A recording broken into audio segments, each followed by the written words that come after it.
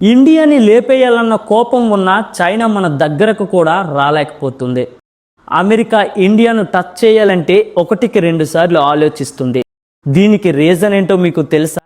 4 మహానుభావులు నిర్మించిన నిర్మాణం. నెంబర్ 1 హోమీ జహంగీర్ బాబా. ఇండియా దగ్గర కూడా న్యూక్లియర్ పవర్ ఉండాలని ఫౌండేషన్ వేసిన వ్యక్తి.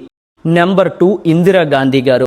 1974లో పోఖ్రాన్లో స్మైలింగ్ బుద్ధ పేరుతో ఇండియా ఫస్ట్ న్యూక్లియర్ టెస్ట్ చేయించారు. నెంబర్ 3 అబ్దుల్ కలాం గారు. మిసైల్ టెక్నాలజీని అభివృద్ధి చేసి ఇండియాకు స్ట్రాంగ్ డిఫెన్స్నిచ్చారు అండ్ అమెరికా శాటిలైట్స్కు దొరకకుండా టెస్ట్ సక్సెస్ చేశారు. నెంబర్ 4 అటల్ బిహారీ వాజ్పేయి గారు.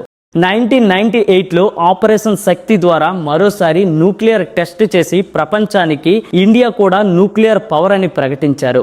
అందుకే ఈరోజు ప్రపంచ దేశాలు ఇండియాని చూడాలంటే భయపడుతున్నాయి. ఈ వీడియో మీకు ఇన్ఫర్మేటివ్గా అనిపిస్తే లైక్ చేయండి. ఇలాంటి మహనీయుల కోసం కామెంట్ చేయండి. జై హింద్.